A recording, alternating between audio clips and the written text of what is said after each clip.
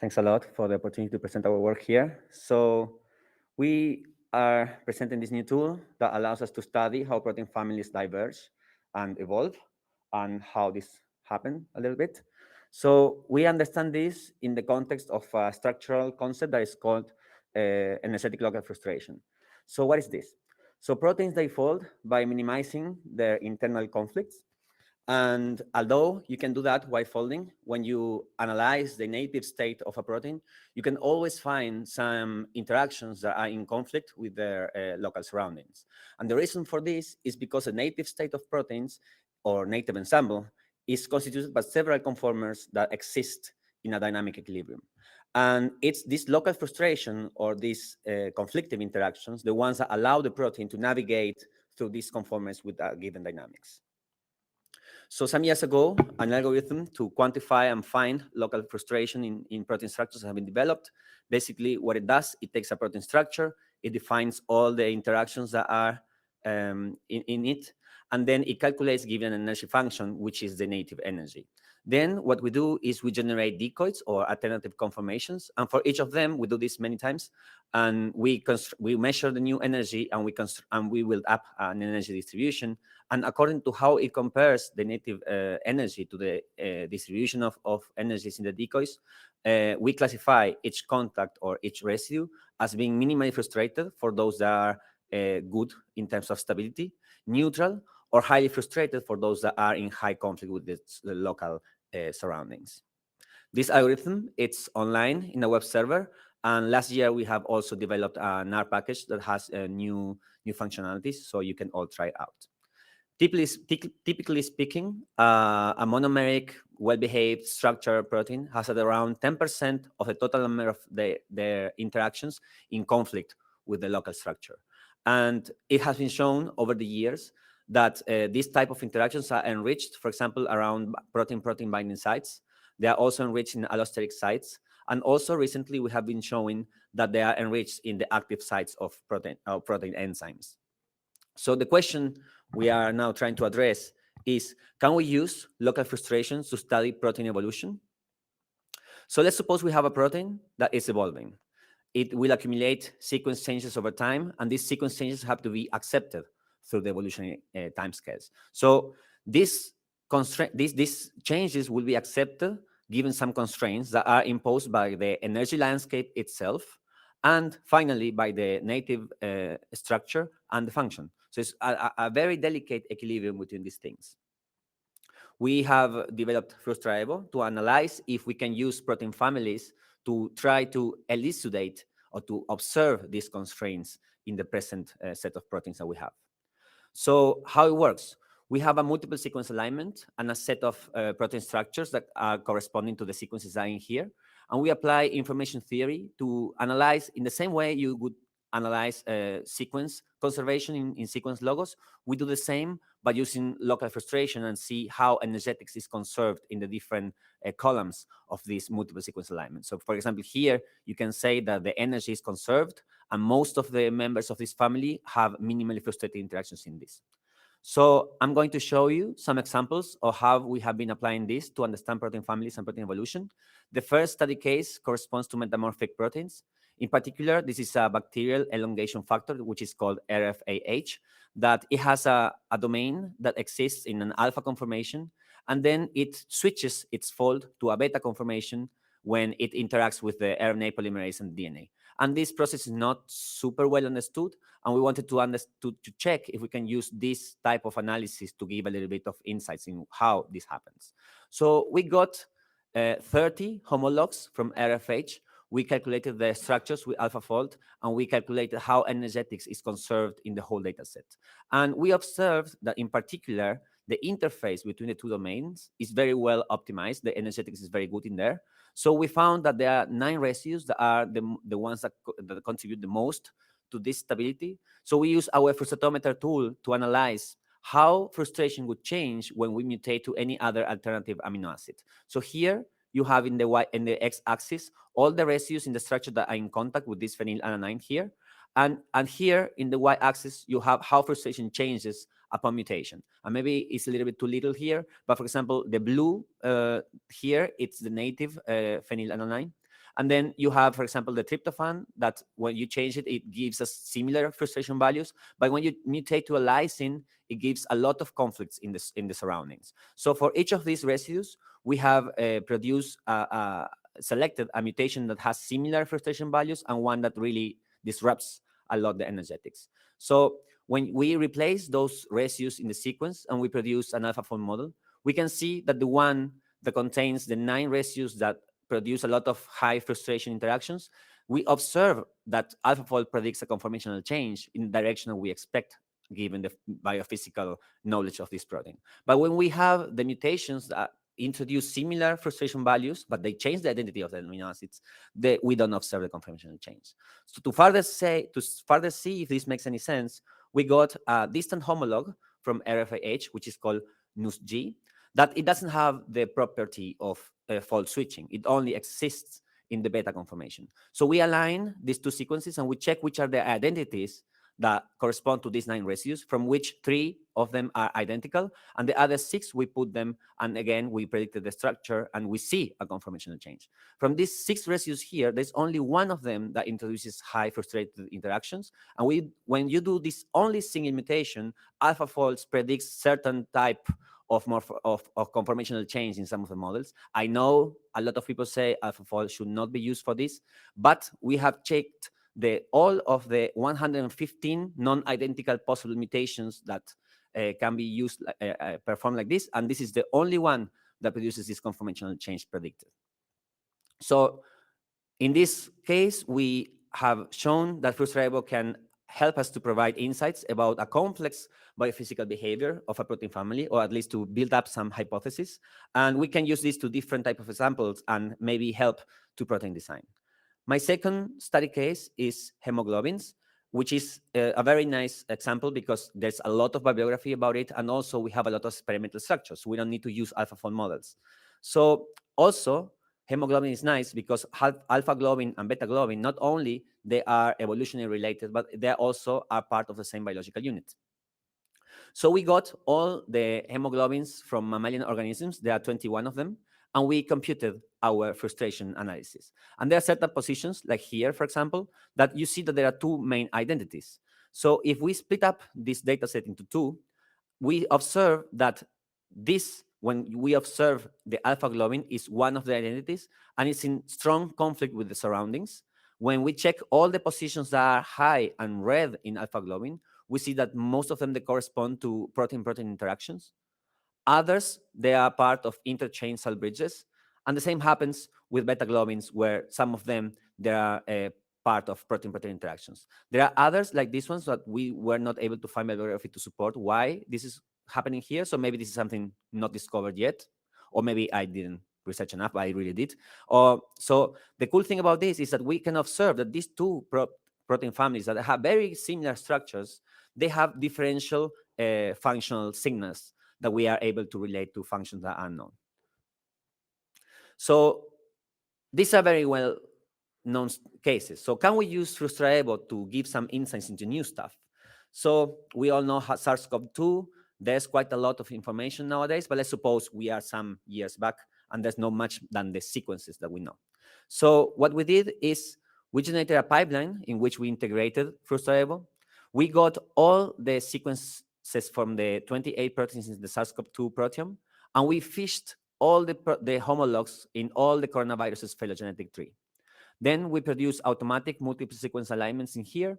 We used a tool that allows us to cluster automatically these sequences in the multiple sequence alignment, and it also detects which are the positions that are important to give the identity to each of the clusters. We produce AlphaFold models for all of the sequences that we have, and we apply FrustraEvo to produce the type of analysis I have been showing so far.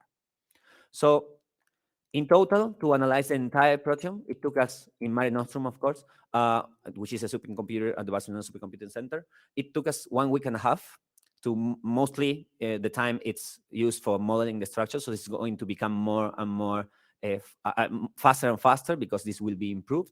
And we have models for all of the coronaviruses in all the proteins that have homologs in SARS-CoV-2, and I will show you how to interpret this in one of them, which is one of the proteases of the virus. It's called PILPRO. So for this, our algorithm detects 4 clusters that nicely, they correspond to the lineages that are described for the coronavirus superfamily. Even more, it's very nice because for PL Pro, there's a lot of structures in the PDB in different conformations. So we got all of them as well, and we include them as a new cluster. We have 29 redundant structures, and we perform this analysis for all of the clusters at the same time. So this is a little bit complicated to see, first of all, because it's maybe too small, and also because you have to align the positions to see how the conflicts are distributed in different parts of the protein. So we generated a new type of view, which we call Frustra heatmap, and I will spend some time explaining how to read this. So we have the 4 clusters here. So each of these is a cluster. Here, what we have is what happens if we collapse all of the proteins together, so all the coronavirus phylogenetic tree. And here we have all the redundant SARS-CoV-2 PL Pro structures. And what have we found? This is a zoom in a specific part of the data set. So we have some positions, for example, that they are invariant. They have the same sequence across the whole coronaviruses family. And for example, they can be either highly frustrated, which points that there's a strong functional requirement in this position, or they can be minimally frustrated, which means this position is very important in the whole set for protein stability. Although there are other positions that they change their identity, but they maintain their energetic structural features. So you are changing here the amino acid, but the only thing that the protein cares is about that this is stable. And there are other positions also that they vary across the phylogenetic tree. For example, this position here, it's usually minimally frustrated or neutral. And then in the lineage that contains the SARS-CoV-2 virus, it becomes highly frustrated and it changes the identity. This amino acid here has been shown to be important for the catalytic activity of the virus. And there are other positions that are also even more interesting because, for example, this one here, it's highly frustrated in almost all the lineages, except in this one, it's a little bit less frustrated and it changes the identity, but it's still frustrated. But in SARS-CoV-2 in particular, it changes for a hydrophobic amino acid, which gives stability in this point. So this is a recent adaptation that only happens in SARS-CoV-2. So with this, I want to summarize what we have been learning here. So we can take FrustraEvo for whatever pathogen that appears, and we can apply this pipeline to automatically make our analysis. Let's suppose we can do it for the monkeypox. I didn't have time to do it before coming, but we could do it.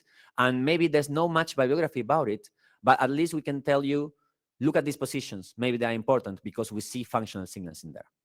So to finish, I want to finish with how can we be sure that we are recapitulating real biological data, real biological information, functional information. So there is this paper from the group from Ben Lenner in CRG in Barcelona, in which they analyzed for 2 very famous domains how the binding and stability change when they mutate every position for every alternative amino acid. And they came up with 2 scores to summarize this. So we took these 2 domains, we fished all of the homologs, the sequences, we produced all the AlphaFold models, and we calculated our FrustraEvo calculations. We took the average score for every position, and we compared it to the tallness of this frustration logo, which is how conserved the energetics is. And then we compared the 2. Their score, for example, in this domain correlates very well with stability and with we have a very nice correlation between this and the median values in here. But this is a bit trivial because actually in this domain, the score correlates very well with sequence entropy, and also our frustration entropy correlates very well with sequence entropy as well in here. But the other case that they had, for example, for the ACE-H3 domain, we did the same, and we see that their score doesn't really correlate with sequence entropy. There's no relationship at all. But it does correlate with our energetical signature.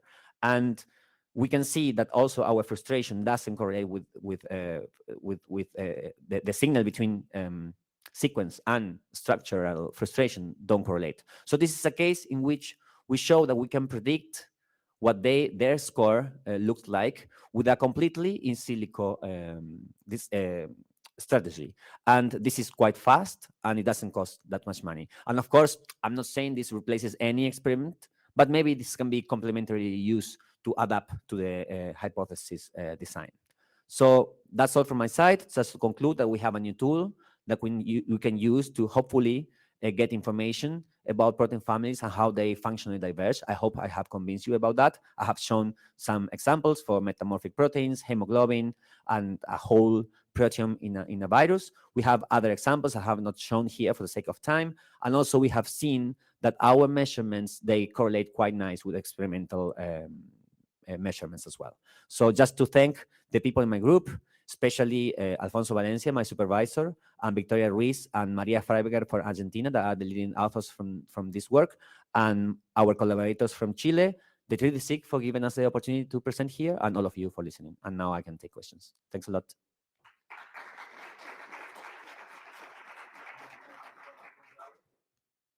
Gustavo, very nice. I am a big fan of your work. I've been seeing it over the years in 3D Sig, and it's getting to new heights. Really nice. Thanks. My question to you is if you have tried to look at variants of SARS-CoV-2, the mutations, and what's the profile of the evolution of those positions in terms of your frustration? We haven't. The reason why is because we have no time, but there is a person in the group doing it. But I have seen other articles that have used local frustration specifically to understand the consequences of this D614E mutation. I think it was in beta, right? They have shown that it increases the local frustration in that site, but that's all I know. We haven't done it yet. Very nice work. It's nice to see evolutionary biophysics finally taking center place. I'm curious about your frustrated regions in proteins. Have you looked at its correlation with the dynamics? For example, some of the frustrated regions, do they undergo conformational change compared to less frustrated regions that might be more rigid? That's very nice. We have done analysis in molecular dynamics simulations. In fact, I have done it in using Go models, in which you have the native structure, you heat it up, and then you let it refold following a bias potential. The good thing is that this protein is not structured. It's A kappa B alpha that interacts with NF kappa B. It's not structured on its own, but the algorithm doesn't know that, so just forces it to go to that.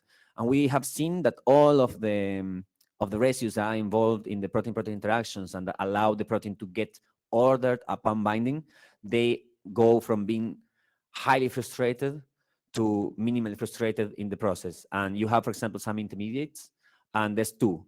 There's one intermediate, and then the second one, late one, and you see which are the groups of residues that are important for the two transitions. So we have done this. This is part of the frustatometer R package paper. You can see it there. Oh, we can talk in the coffee break. Okay, yeah, Thanks.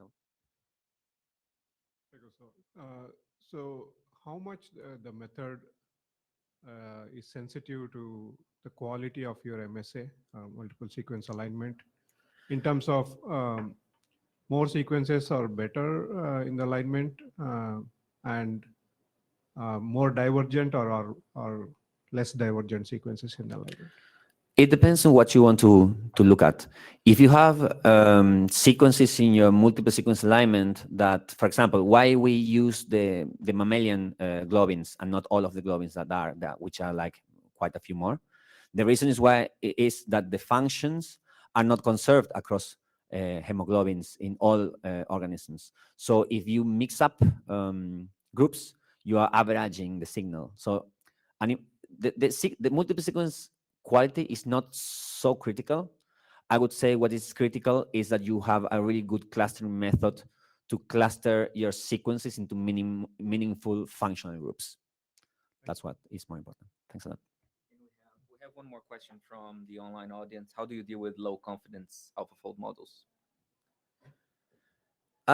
Well, we are using all models in which the average PLDT score is above 70 or 80 because we want to be sure. But for example, in the case, maybe it's because of this, I didn't want to spend time showing. It's nice that someone asked. So for example, the metamorphic protein, the quality of the models is lower in the metamorphic region, which makes sense because this correlates with protein disorder. It has been shown.